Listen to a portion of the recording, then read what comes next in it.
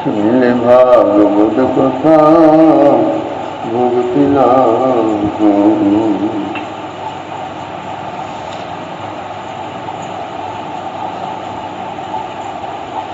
শ্রী শ্রীমদ্ ভাগবতম দশম স্কন্ধ পঞ্চবিংশ অধ্যায়।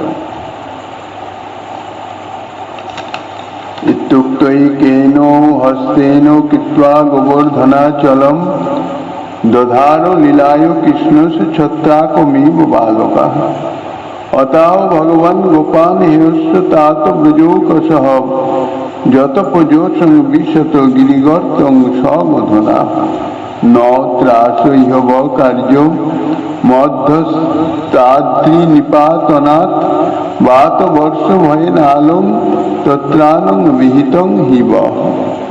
পরমহংস রাজাগাচার্য কুল মুকুটমণি শ্রীল সুখদেব গোস্বামী চরণ প্রাপ্রবিষ্ট গঙ্গা তটে দেবর্ষি মহর্ষি রাজর্ষি বৃন্দ পরিবেষ্টিত শ্রীল পরীক্ষিত মহারাজের সভায় যেরূপেতে শ্রীমদ্ ভাগবত কথা কীর্তন করিয়াছিলেন প্রভুপাদ রাধা বিনোদ গোস্বামী মহোদয় তাহার শ্রী ভাগবতামৃত বর্ষিণী টিকাতে তাহারই যাহা আস্বাদনী দিয়াছেন প্রসঙ্গত অধুনা তাহাই আলোচিত হইতেছেন।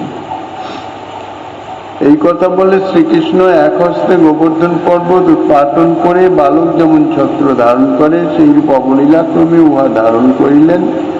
অনন্তর শ্রী ভগবান গোকুলবাসীগণকে বললেন, হে মাত, হে পিত, হে ব্রজবাসীগণ, আপনারা গোধনাদি সহ স্বচ্ছন্দে এই গোবর্ধন পর্বতে নিম্নে প্রবেশ করুন। আমার হস্ত হইতে গোবর্ধন পর্বত স্খলিত হইবে মনে করে আপনারা ভীত হবেন না।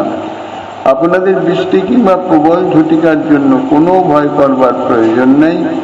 আমি আপনাদের রক্ষা করবার ব্যবস্থা করেছি। গতকাল আমরা আস্বাদন করেছি ইন্দ্র অকস্মাৎ সম্বর্তকাদি প্রলয়কালীন মেঘ দ্বারা বাড়ি বর্ষণ, ঝঞ্ঝাপাত, করকাপাত ইত্যাদি ব্রজে করতে শুরু করলেন।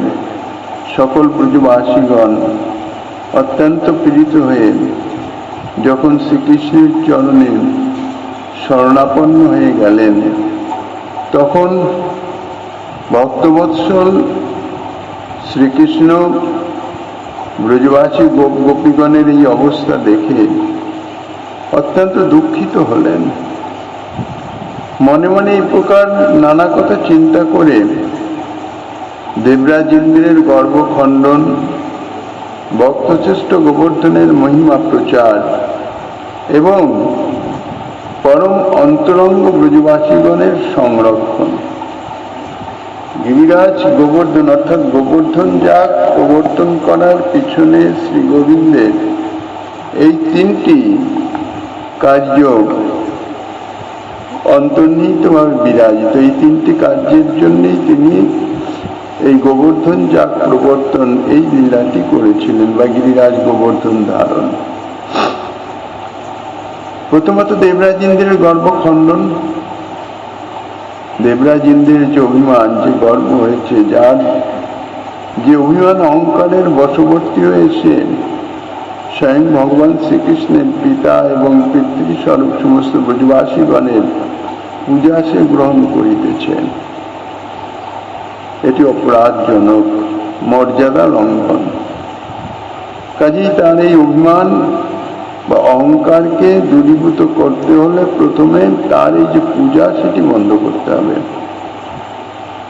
শ্রীকৃষ্ণ তাহাই করলেন।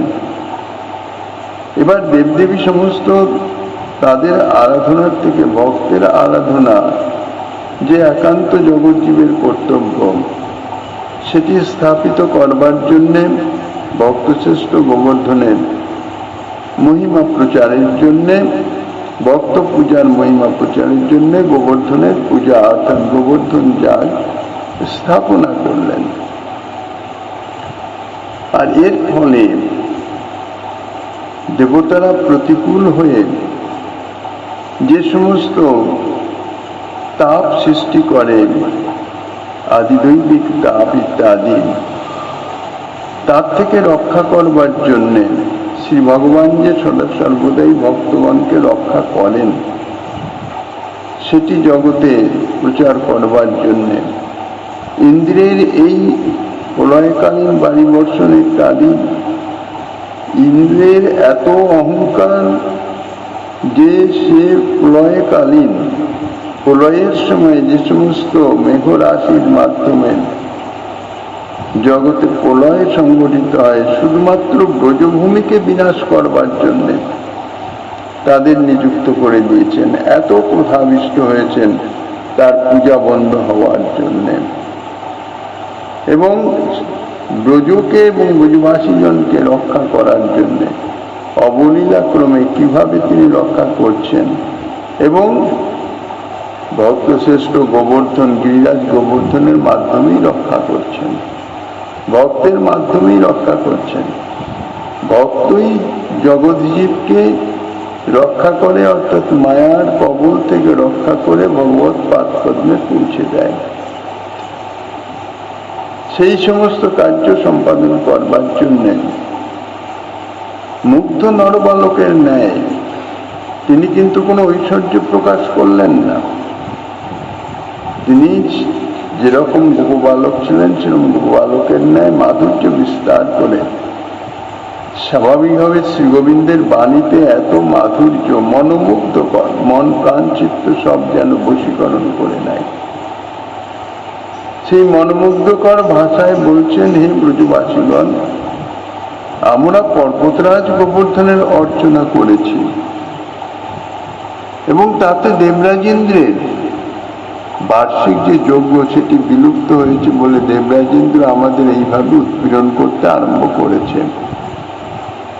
তাহলে দেবরাজেন্দ্রের পূজা বন্ধ করে আমরা যার পূজা করেছি, আপনারা তো সাক্ষাৎ দেখেছেন, তিনি নিজে প্রকট হয়ে আপনাদের পূজা গ্রহণ করেছেন। এখন আমরা তার জন্য বিপদগ্রস্ত, কাজেই সেই গোবর্ধনের শরণাগত হওয়াই উচিত। তিনি আমাদের পালন করবেন, রক্ষা করবেন, এই জাতীয় ভরসা তিনি পূজা গ্রহণের সময় দিয়েছেন আমাদের। কাজেই আমরা গোবর্ধনের শরণাগত হব। গোবর্ধন সেদিন সুবৃহৎ মূর্তি প্রকাশ করে আমাদের প্রদত্ত নৈবেদ্য গ্রহণ করে আমাদের সতত রক্ষা করবার জন্য অঙ্গীকারও করেছিলেন। কাজেই আমরা সকলে মিলে এখন গোবর্ধন তটে গমন করি, সেই গিরিরাজ গোবর্ধনের শরণাগত হই। গোবর্ধনের শরণাপন্ন হলে গোবর্ধন নিশ্চয়ই আমাদের রক্ষা করবেন। এই কথা বলে শ্রীকৃষ্ণ সমস্ত গোপ এবং গোপীগণ সহ তৎক্ষণাৎ গোবর্ধন তটে উপস্থিত হলেন। দেবরাজ ইন্দ্রের আদেশ প্রাপ্তি মাত্রেই তো সাম্বর্তক মেঘগণ যেভাবে করিশুণ্ডবৎ স্থূলধারায় অবিরল বারি বর্ষণ এবং সাম্বর্তক বায়ুগণ দ্বারা মহাঝটিকা সঞ্চালন করতে আরম্ভ করেছেন, তার সঙ্গে সঙ্গে যেরূপ বজ্রপাত। ইন্দ্র বলে দিয়েছিল যে তোমরা যাও, আমিও ঐরাবতে চলে আসছি, মুহুর্মুহু তোমাদের সাহায্য করবার জন্য বজ্রপাত করব। কাজে সেই বজ্রপাত এবং সেই সঙ্গে সঙ্গে পর্বতাকৃতি সুবৃহৎ করকাপাত, অর্থাৎ শিলাবৃষ্টি যাকে বলে, বিশাল বিশাল শিলাখণ্ড, তাহাতে ব্রজবাসী গোপীগণের নিজ নিজ গৃহ থেকে কৃষ্ণের নিকট আগমন এবং কৃষ্ণের সঙ্গে গোবর্ধন তটে গমন করা, এটি কিন্তু বাস্তবিক লৌকিক দৃষ্টিতে কিছুতেই সম্ভবপর নহে। কারণ ওই রকম যে করকাপাত, শিলাপাত, তার একটা যদি অঙ্গে পড়ে তো সঙ্গে সঙ্গে ধরাশায়ী। এই প্রকার প্রবল বৃষ্টিপাত, ঝঞ্ঝাপাত, করকাপাত এবং বজ্রপাত, এটি আরম্ভ মাত্রেই সমস্ত ব্রজবাসী জীবগণের জীবনান্ত হয়ে যাওয়াই উচিত, সম্ভব লৌকিক দৃষ্টিতে।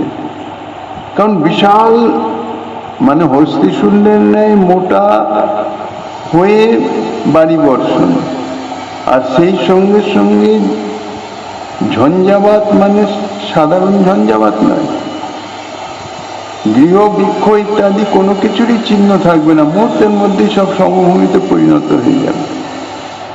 সেই সঙ্গে শিলাবৃষ্টি, এতেও ক্ষান্ত নাই, সেই সঙ্গে বজ্রপাত রয়েছে মুহুর্মুহু। কাজেই এটা শুরু হওয়ার মাত্র, ব্রজভূমি কতটুকু স্থান, আর ব্রজবাসী বা কত, লৌকিক দৃষ্টিতে খুব একটা সীমাবদ্ধ তো। কাজে এটা শুরু হওয়ার সঙ্গে সঙ্গেই সব শেষ হয়ে যাওয়ার কথা। পর্বতাকৃতি সুবৃহৎ করকাঘাতে জীবন রক্ষা করা মর্তলোকের কোন জীবের পক্ষেই সম্ভবপর হয় না। এইটাই স্বাভাবিক, যা বর্ণনা, সেই বর্ণনার থেকে এটাই স্বাভাবিক সকলের মনে হওয়া উচিত। তাহাতে সকলের মনে এইটা সন্দেহ হতে পারে যে শ্রীকৃষ্ণ লীলায় এটা কি করে সম্ভব। এটা শুরু হয়েছে, তার মধ্যে ব্রজবাসীগণ তাহাদের বোধন সমস্ত নিয়ে শ্রীকৃষ্ণের নিকটে এসে উপস্থিত হয়েছেন, শ্রীকৃষ্ণের চরণে নিবেদন করেছেন, সেখান থেকে গিরিরাজ তটে এসে উপস্থিত হয়েছেন। এরকম প্রবল বাড়িপাত ঝঞ্ঝাপাতের মধ্যে দিয়ে এটা কি করে সম্ভব? এটা তো সাধারণ বাড়িপাত নয়। কিন্তু শ্রীকৃষ্ণ লীলা কথা যদি সমালোচনা করা যায়, তাহলে সকলেরই মনে রাখা উচিত যে শ্রীকৃষ্ণ হচ্ছেন অচিন্ত অনন্ত শক্তি সমন্বিত স্বয়ং ভগবান। শ্রী ভগবান যেমন স্বয়ং অপ্রাকৃত চিন্ময় শরীর, আর তানার যে ব্রজবাসী পার্শ্বদগণ সমস্ত কিছু বৃক্ষলতা ইত্যাদি সব কেন অপ্রাকৃত চিন্ময় ভূমি ব্রজধাম, সেখানে যাহা কিছু সবই অপ্রাকৃত চিন্ময়। তাহাদের এই যে দেহ, যাহা আমরা লৌকিক দৃষ্টিতে দেখিতেছি, তাহা কিন্তু বাস্তবিক প্রাকৃত নহে, পঞ্চভূতাত্মক নহে। তাহারা এই মরধামকে, এই জগৎকে কৃতার্থ করবার জন্য তাহাদের সেই অপ্রাকৃত লীলারই প্রাকৃত অভিনয় করিতেছেন। লোকবত লীলা কিন্তু মানে লোক নয়, মনুষ্যবত লীলা কিন্তু মনুষ্য নয়, মানুষের মতন। লীলাটি অপ্রপঞ্চ লীলা, কিন্তু প্রাপঞ্চিকের সঙ্গে মিলিত হয়ে প্রাপঞ্চিক জীবগণের দর্শন শ্রবণ স্পর্শন ইত্যাদির নিমিত্ত সেটাই প্রাকৃতের একটা আবরণ দেওয়া মাত্র। সুতরাং দেবরাজেন্দ্র সে তো আর অপ্রাকৃত চিন্ময় নয়। দেবশরীর তেজময় পদার্থটা ঠিক, কিন্তু তা বলে সেটা অপ্রাকৃত নয়, চিন্ময় নয় দেব শরীর। কারণ অপ্রাকৃত চিন্ময় যাহা, তাহা অবিনশ্বর, তাহার কখনো বিনাশ হয় না। কিন্তু দেবরাজেরও একটা নির্দিষ্ট সময় আছে, নির্দিষ্ট আয়ু আছে, তারপর তাহারাও তাহাদের এই দেহ ছেড়ে দিতে হয়। কোন মনুষ্য যথাবিধি যাগযজ্ঞ ইত্যাদি সধর্ম আচরণ করলে স্বর্গ সুখের নিমিত্ত দেবদেহে ধারণ করেন। কারণ স্বর্গে তো এই মনুষ্য শরীরে যাওয়া যায় না, সেখানে অবস্থান করতে হলে দেব শরীর চাই। কাজে সেই দেবদেহ ধারণ করেন, আবার পুণ্য ক্ষয় হলে সেখান থেকে মর্তভূমিতে চলে আসেন। কাজেই দেবতাদেরও এটা দেহ, তো অপ্রাকৃত চিন্ময় স্বরূপ নয়। সুতরাং সেই দেবরাজেন্দ্র যেভাবেই বাড়ি বর্ষণ করুন না কেন,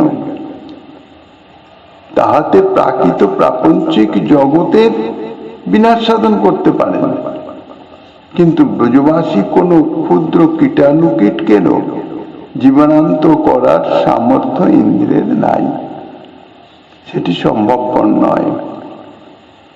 জীবনান্ত হওয়া তো অনেক দূরের কথা, তাদের স্পর্শও করতে পারে না।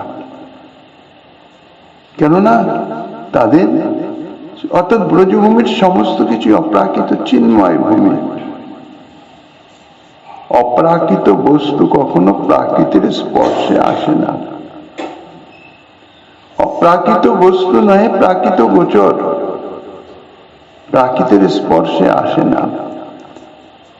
কাজেই তাহাতে তাদের সূচাগ্র স্পর্শের বেদনা অনুভব হওয়াও সম্ভবপর নহে। অনন্ত লীলারঙ্গ বিলাসী শ্রীকৃষ্ণ তার সেই পরম প্রিয় ব্রজবাসীগণকে নিয়ে নানাবিধ বিচিত্র লীলা রস আস্বাদনে রত হয়েছেন। তাহার লীলা সৌষ্ঠবের জন্যই ব্রজবাসীগণের এই প্রাকৃতিক ন্যায় অনুভব বা তাদৃশ আচরণ, আতঙ্ক, উদ্বেগ, কম্প অর্থাৎ প্রবল বাড়ি বর্ষণে শীতার্ত হয়ে কম্প দিচ্ছেন, এগুলি প্রকাশিত হয়েছে। এটি শুধুমাত্র লীলা পুষ্টির নিমিত্ত। ইন্দ্রকৃত প্রবল বর্ষণাদিতে ব্রজবাসীগণের কোন প্রকার অনিষ্টই সংঘটিত হয় নাই। তাহারা কেবল ব্যগ্রতা বশত ভীত চিত্তে শীত কম্পিত কলেবরে কৃষ্ণের শরণাগত হয়েছেন এবং শ্রীকৃষ্ণ শরণাগত বাৎসল্য স্বভাবে তাদের নিয়ে গোবর্ধন তটে গমন করে ভক্ত শ্রেষ্ঠ গোবর্ধনের মহিমা প্রকাশের জন্য সচেষ্ট হয়েছেন, লীলা প্রকাশ করেছেন। ভক্তবৎসল স্বয়ং ভগবান শ্রীকৃষ্ণ তখন ব্রজবাসী গোপ গোপীগণ সহ গোবর্ধন তটে উপস্থিত হয়ে গোবর্ধন পর্বতকে সমূল উৎপাটন করে নিজের বাম করে ধারণ করলেন।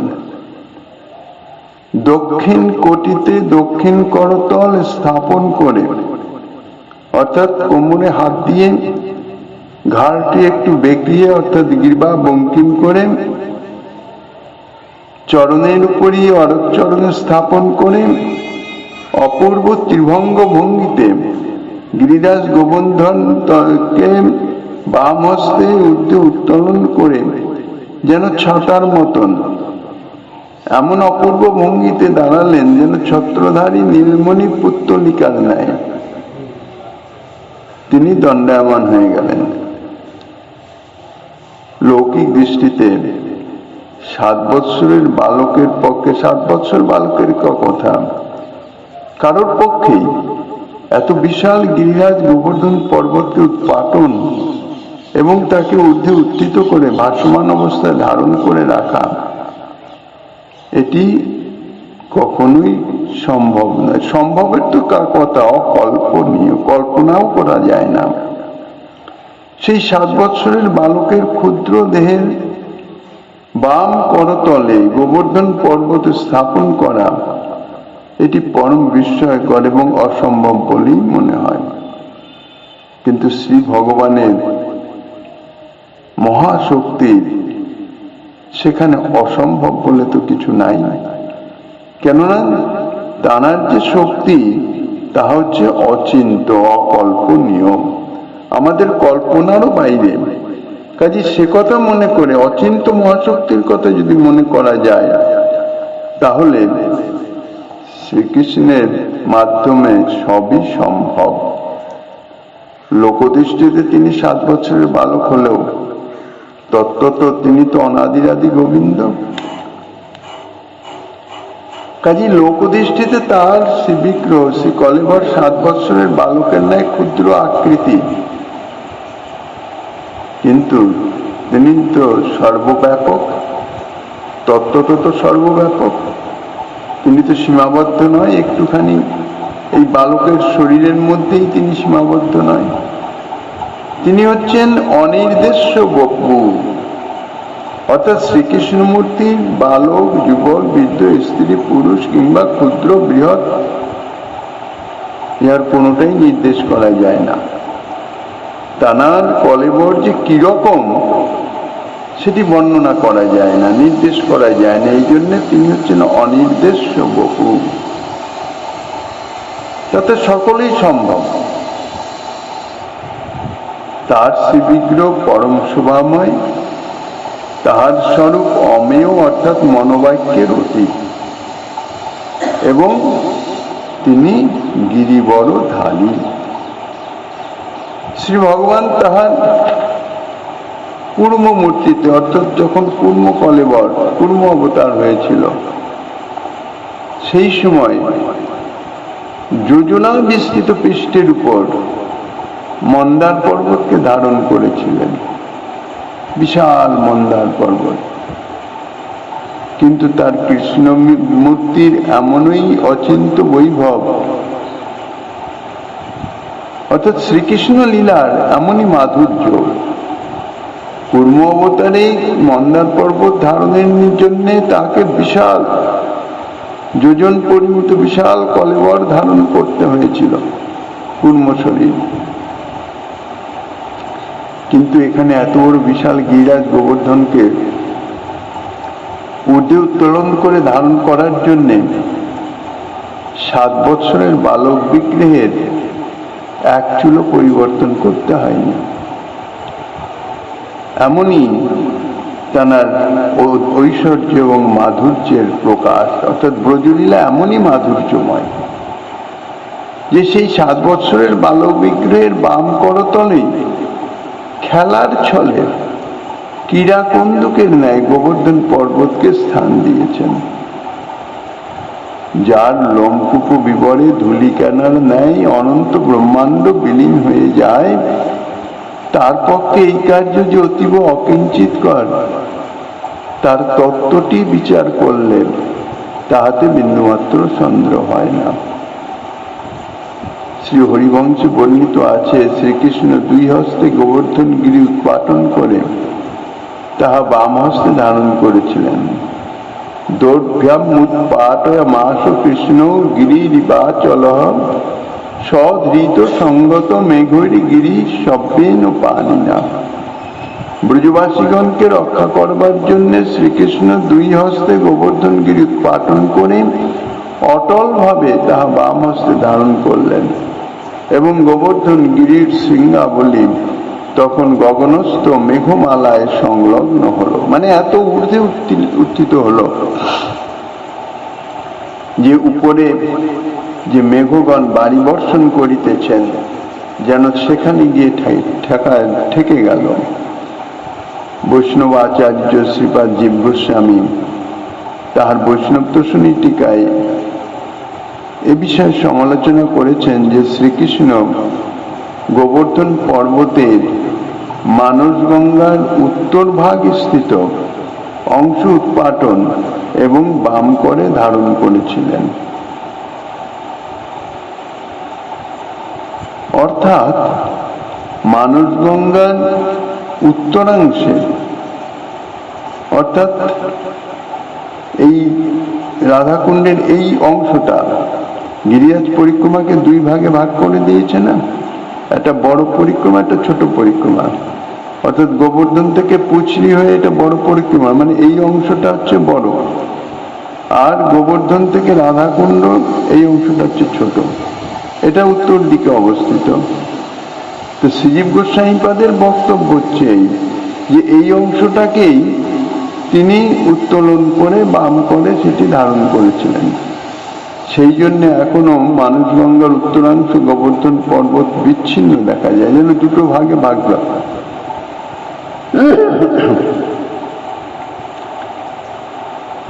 তেষাং সংরক্ষণাধ্যায় ধৃত গিরিবরময়া স্বর্ণকূট ইতি খ্যাত সর্বত শত্রু পূজিত। বরাহ পুরাণের এই বচনেও জানা যায়, শেষে বরাহদেব পৃথিবী দেবীকে বলেছেন যে ব্রজবাসীগণকে রক্ষা করবার জন্য আমি গোবর্ধনগিরি ধারণ করেছিলাম। গোবর্ধনের সেই অংশ অন্নকূট নামে বিখ্যাত, এবং ইন্দ্রাদি দেবগণ সেই অংশকে পরমাদরে পূজা করে থাকেন।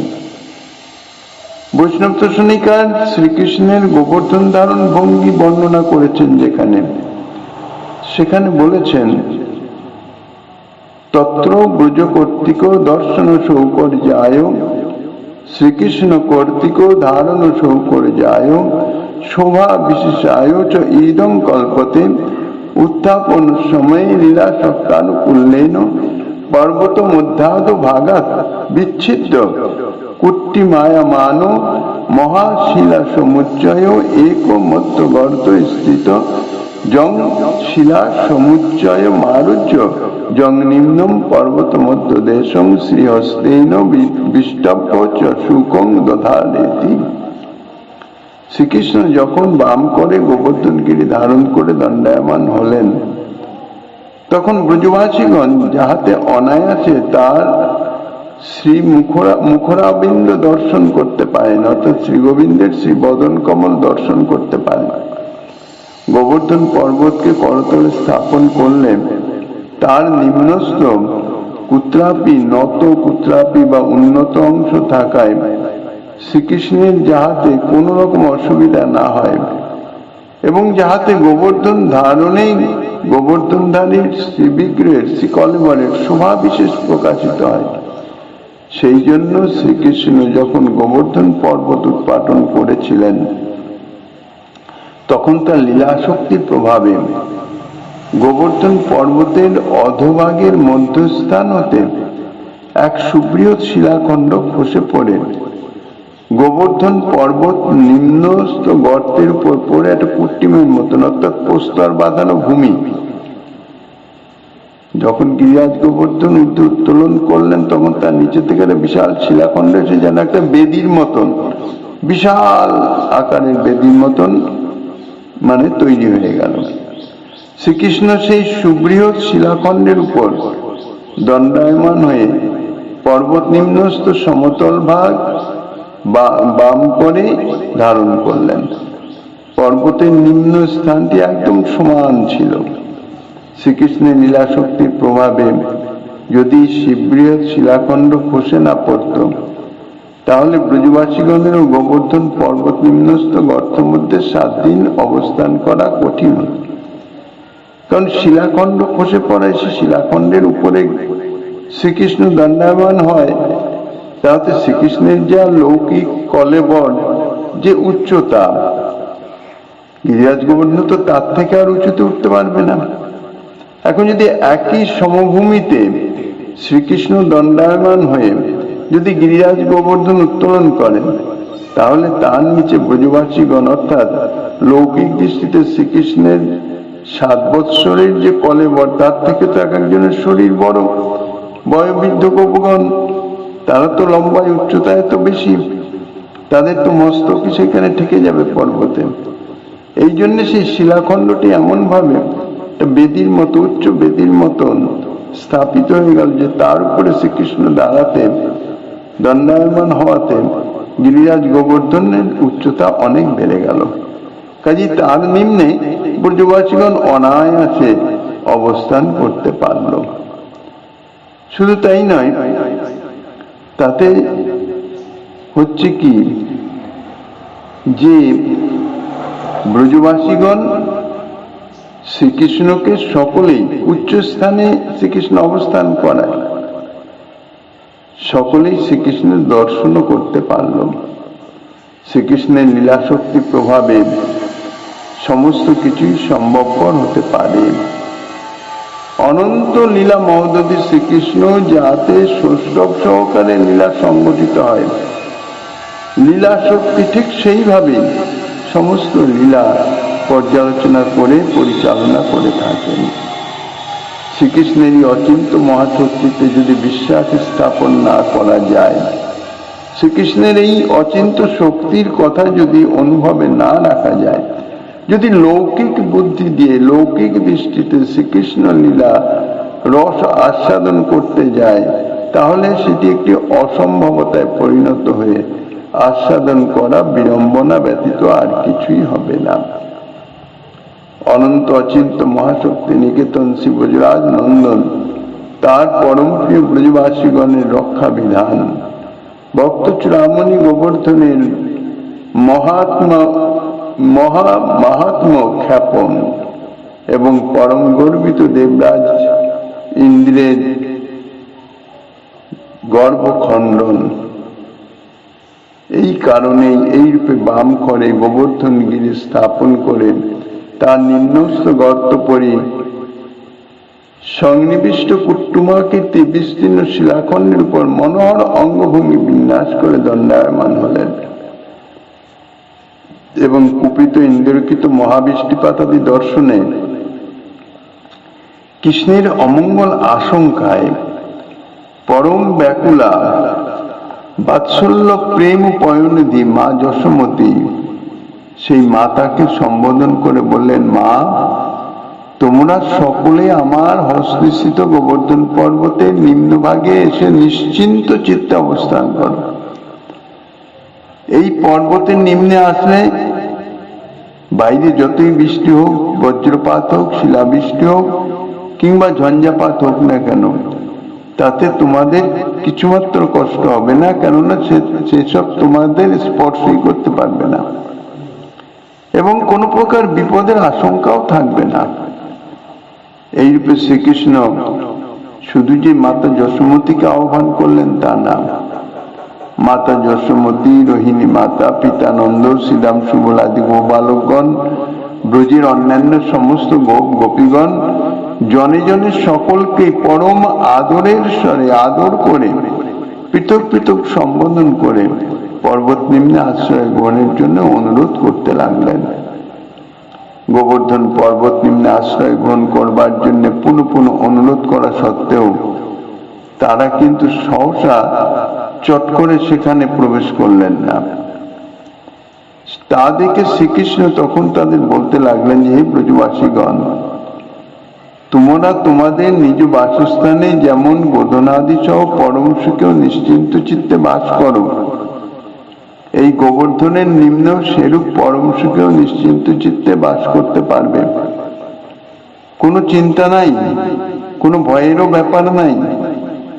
সমস্ত ব্রজবাসীগণ তাদের গোধনাদি সহ এখানে আশ্রয় গ্রহণ করলেও দেখবে স্থানের কোনো ন্যূনতা হবে না। গোবর্ধন নিম্নে যে স্থান আছে তা আমাদের সমস্ত ব্রজবাসী এবং গোধনাদি সহ তাদের সকলের জন্য যথেষ্ট। শ্রী হরিবংশে বর্ণিত আছে, শৈলত্ব পাটন ভুরিষা মহতি নির্মিতা ময়া তৈলক্যমপুং সহতে রক্ষিতুং কিং পুনর্ব্রজম। ব্রজবাসীগণকে উৎসাহবর্ধনের জন্য শ্রীকৃষ্ণ বলছেন, গোবর্ধন পর্বত উৎপাটন করে আমি এর নিম্নে যে নিরাপদ স্থান নির্মাণ করেছি, তৈরি করেছি, অর্থাৎ গোবর্ধনের নিম্নে যে নিরাপদ স্থান যা প্রকটিত হয়েছে বা প্রকাশিত হয়েছে, তাতে সমস্ত তিলকবাসীর সমস্ত জীবগণকে আমি আশ্রয় দিতে পারি। সেই তুলনায় ব্রজবাসীগণ তো অতি সামান্য, ক্ষুদ্র। এখানে বিবেচ্য বিষয় এই যে আমাদের বাসস্থান তা তো প্রাকৃত, পাঞ্চভৌতিক। শ্রী ভগবত ধাম প্রাকৃত নয়, পাঞ্চভৌতিক নয়, তাহা অপ্রাকৃত চিন্ময়। শ্রী ভগবানের অপার কৃপায় শ্রী ভগবানের শ্রী বৃন্দাবনাদি ধাম লৌকিক দৃষ্টিতে আমরা দেখিতেছি পৃথিবীর একাংশে অবস্থিত, কিন্তু তত্ত্বত শ্রীকৃষ্ণের শ্রী বিগ্রহ যেমন অপ্রাকৃত চিন্ময়ের সর্বব্যাপক তত্ত্ব, সর্বগ অনন্ত বিভু, তেমনি তানার ধামও সর্বগ অনন্ত বিভু কৃষ্ণ তনু সম। উপর যথ ব্যাপিয়া আছে নাহিক নিয়ম।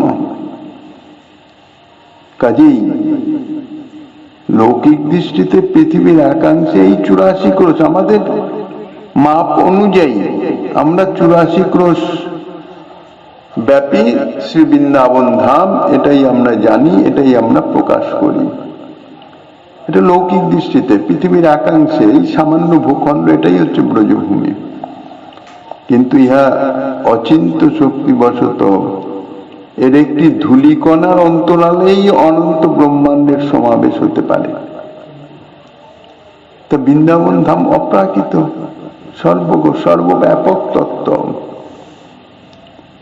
বিশেষত শ্রী ভগবানের যখন যেভাবে যে লীলা করতে ইচ্ছা হয়, তার অচিন্ত লীলা শক্তিবশত তখন তাহারই সামঞ্জস্য হয়ে যায়, অর্থাৎ ঠিক সেই রকম ভাবে সেটি প্রকাশিত হয়।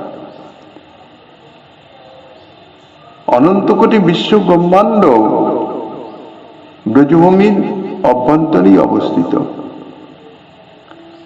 কিন্তু শ্রী গোবিন্দের লীলা পুষ্টির নিমিত্ত, লীলার নিমিত্ত যতটুকু স্থানে প্রকাশিত হওয়া প্রয়োজন ততটুকু স্থানেই প্রকাশিত হয়। কাজেই সেদিক দিয়ে যদি বিচার করা যায়, ব্রজভূমির এক প্রান্তে অবস্থিত গোবর্ধন পর্বতের নিম্ন স্থানে গোমহিষাদি পশুগণ এবং যাবতীয় গৃহ উপকরণ সহ সমস্ত ব্রজবাসীগণের অবস্থান করা, এটি কিছুমাত্র অসম্ভব নয়, বিস্ময়াবহ নয়, যদি এই অপ্রাকৃত চিন্ময়ত্বটি অনুভব করা যায়। শ্রী ভগবান এবং তার ধাম পার্শ্বদ লীলাদির অচিন্ত মহাশক্তিতে বিশ্বাস স্থাপন যদি না করা যায়, প্রাকৃত বুদ্ধি দিয়ে, প্রাকৃত ভাবনায় শ্রীকৃষ্ণের কোন লীলারই প্রকৃত মর্ম গ্রহণ করতে পারা যাবে না। কেননা শ্রী গোবিন্দের কোন লীলাই তো প্রাকৃত নয়। প্রাকৃত পথ দেখতে ঠিকই, কেননা আমাদের প্রাকৃত ইন্দ্রিয়ের অনুভব গোচরের জন্য একটা প্রাকৃত আবরণ দেওয়া মাত্র, তত্ত্ব তো তাহা অপ্রাকৃত। কাজেই লীলার কোনো অসামঞ্জস্য যখনই বোধ হবে, অর্থাৎ আমাদের প্রাকৃত বুদ্ধিতে আমরা যদি সামঞ্জস্য করতে না পারি, যেটি অসম্ভব ব্যাপার, তখনই আমাদের চিন্তা করতে হবে তাহার অচিন্ত মহাশক্তির বিষয়। তার অচিন্ত মহাশক্তির বিষয়ে যদি ভাবনা করি, তাইলে কোনো লীলাতেই কোনো অসম্ভব বলে কিছু নাই। শ্রী ভগবান অনন্ত কোটি ব্রহ্মাণ্ডব্যাপী হয়েও যে শক্তির প্রভাবে মা যশোমতীর কোলে বালকের মতন অবস্থান করেন, যে শক্তির প্রভাবে তার মুখবিবর মধ্যে অনন্ত ব্রহ্মাণ্ড পরিদৃষ্ট হয়, যে শক্তি প্রভাবে তিনি 7 বৎসর বয়স্ক বালক দেহের বাম করতলে গোবর্ধন পর্বতে স্থাপন করেছেন, তার সেই অচিন্ত মহাশক্তির প্রভাবে গোবর্ধন পর্বতের নিম্নে বাহ্যিক দৃষ্টিতে অতি অল্প স্থান মনে হলেও অসংখ্য গোমহিষাদি সহ অসংখ্য ব্রজবাসীগণের সেখানে অবস্থান করা কিছুমাত্র অসম্ভব নহে। ব্রজবাসীগণকে এই প্রকার গোবর্ধন পর্বত নিম্নে আশ্রয় গ্রহণ করতে বললেন। তারা যখন গোবর্ধন পর্বত নিম্নে গমন করতে উদ্যত হলেন, তখন শ্রীকৃষ্ণ তাদের বললেন, হে ব্রজবাসীগণ, আমার হস্ত থেকে গোবর্ধন পর্বত বিচ্যুত কিংবা স্খলিত হইবে এটা মনে করে তোমরা কোনো আশঙ্কা করো না, ভয় পেও না, চিন্তার কোনো কারণ নাই। তোমরা যে প্রকার শ্রদ্ধা ও ভক্তি সহকারে গোবর্ধনের অর্চনা করেছ, তাতে গোবর্ধন পর্বত তোমাদের উপর অতীব প্রসন্ন।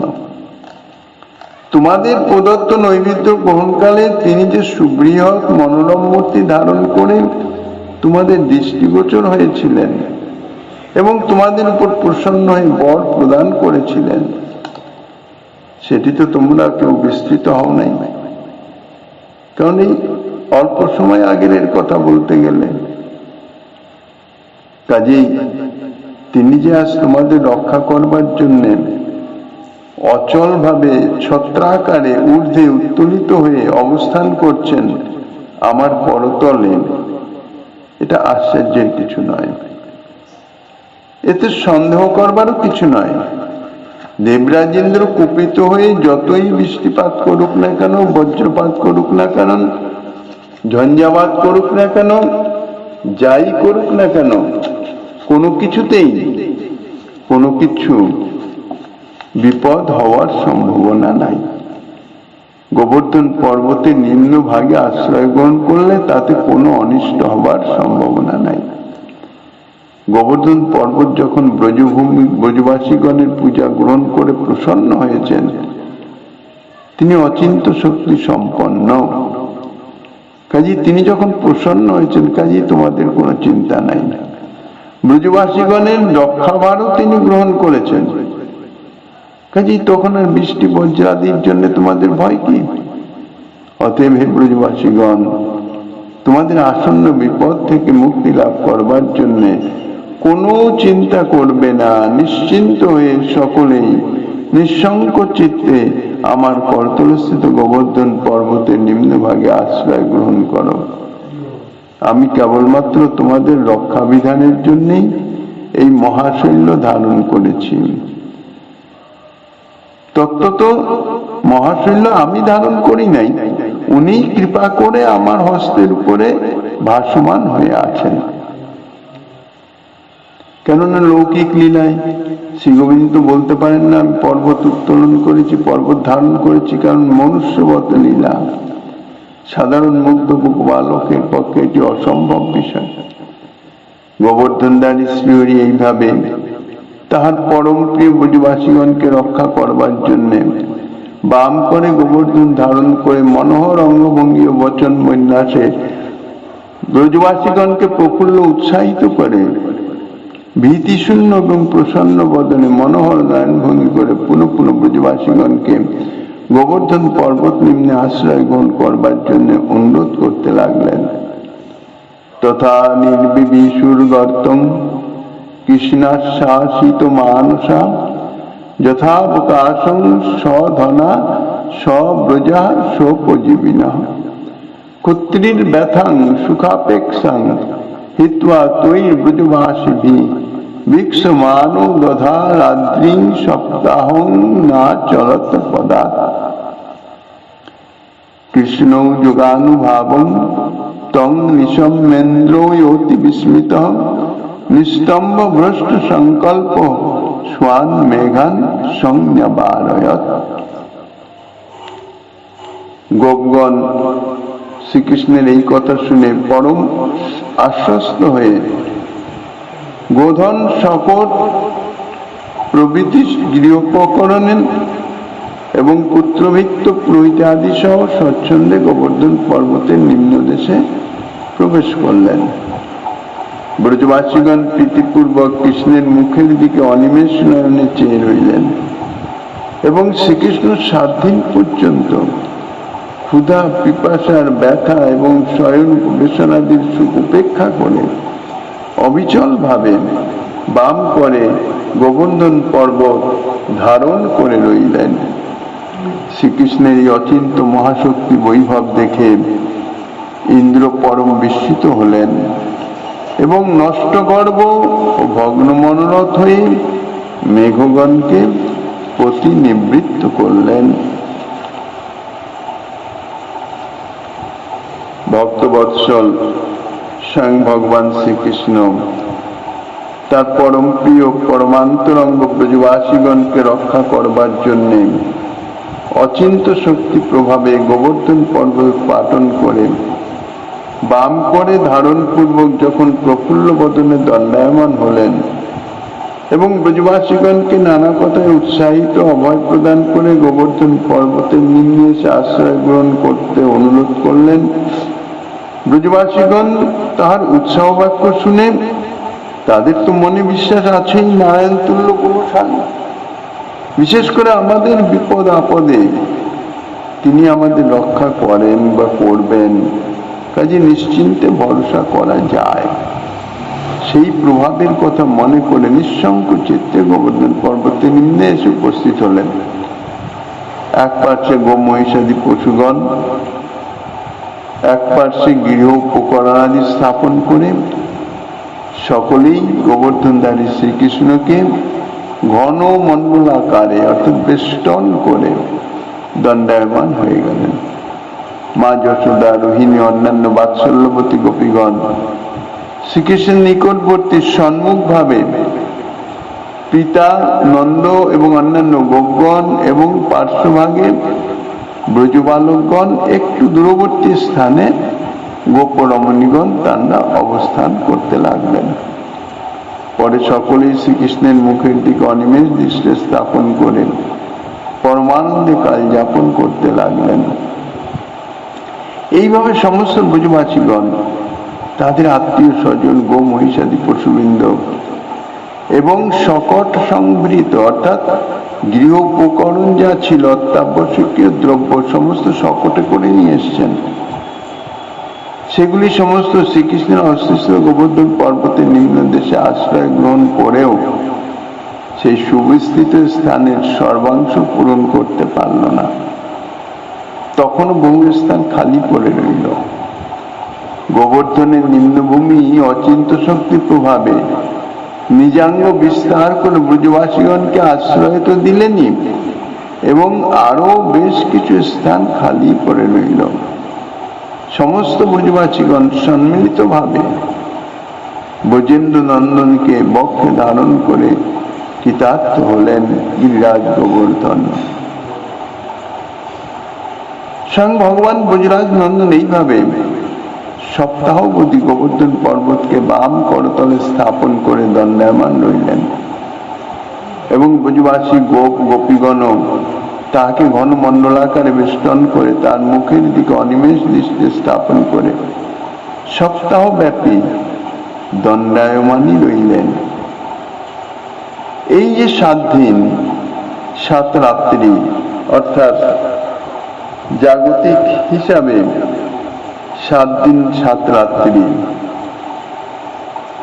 তাতে শ্রীকৃষ্ণের কিংবা ব্রজবাসীগণের কাহারই ক্ষুধা তৃষ্ণা জনিত কোনো দুঃখ কিংবা কোনো প্রকার সুখ স্বাচ্ছন্দ্যের কোনো অভাব তাহা অনুভূত হয় নাই। শ্রীকৃষ্ণ যেমন সমস্ত ব্রজবাসীগণকে নিজ নিকটে পেয়ে পরমানন্দে উৎফুল্ল হয়ে অবস্থান করিতেছেন, ব্রজবাসীগণ সেই রূপ সপ্তাহবধি নিরন্তর কৃষ্ণ মুখচন্দ্র দর্শনে আনন্দ সাগরে ভাসমান হইতেছিল। এইভাবে যদি অনন্তকালও যদি অবস্থান করেন, তাহলেও না ব্রজবাসীগণ না কৃষ্ণ কারোই তৃপ্তি হবে না। ইহাই প্রেমের স্বভাব। সপ্তাহকাল গোবর্ধন ধারণে শ্রীকৃষ্ণের কোন প্রকার ক্লেশ অনুভব হল না, বা ক্ষণকালের জন্য কিছুমাত্র বিচলিত হলেন না। ব্রজবাসীগণ সপ্তাহকাল অনাহারে অনিদ্রায় গোবর্ধন গিরি তটে দণ্ডায়মান থাকতে, এমনকি একটু বসারও কোনো সময় নেই, ইচ্ছাই নাই, একভাবে দণ্ডায়মান থেকে শ্রীকৃষ্ণের শ্রী বদন কমলের মাধুর্য আস্বাদনে রত হয়ে রইলেন। তাদের কিছুমাত্র ক্লেশ অনুভবই হল না, অর্থাৎ কোনো কষ্টই অনুভব হল না। আর ইন্দ্রকৃত যে প্রবল বর্ষণ বজ্রপাত আদি, সে সম্বন্ধে তাদের তো স্পর্শই করলো না, তাদের অনুভবেই এলো না। বাইরে যে কি হচ্ছে না হচ্ছে সে বিষয়ে তারা কিছু জানতেই পারলেন না, কাজেই কোনো প্রকার অসুবিধাই হলো না। শ্রীকৃষ্ণ এবং তার পরম প্রিয় ব্রজবাসীগণ পরমানন্দে যে 7 দিন অতিবাহিত করলেন, সেই 7 দিন যেন তাদের নিকটে এক নিমেষ বলে অনুভূত হল। এক নিমেষেই 7 দিন অতিবাহিত হয়ে গেল। শ্রীকৃষ্ণের গোবর্ধন ধারণের পর ব্রজবাসীগণ নিরাপদ এবং নিশ্চিন্ত মনে তাহার তলে আশ্রয় গ্রহণ করলেও দেবরাজেন্দ্র বৃষ্টি বর্ষণ কিংবা বজ্রপাতাদি থেকে কিন্তু বিরত হন নাই। তিনি বজ্রপ্রহারে বহু পর্বত ইতিপূর্বে চূর্ণ করেছেন। এই জন্যে ইন্দ্রের এক নাম রয়েছে গোত্রভিদ। আজ যেন তিনি তার সেই গোত্রভিদ নামের সার্থকতা দেখাবার জন্য মনে করলেন যে ব্রজবাসীগণ গোবর্ধনের নিম্নে আশ্রয় গ্রহণ করে জীবন রক্ষা করবে মনে করেছে। আমি ছাড়ব না।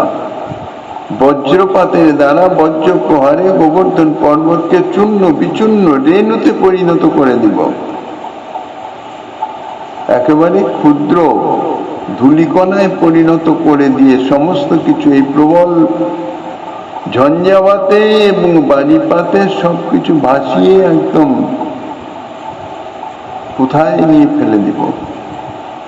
আর তার সঙ্গে সঙ্গে সমস্ত ব্রজবাসীগণ বিনষ্ট হয়ে যাবে।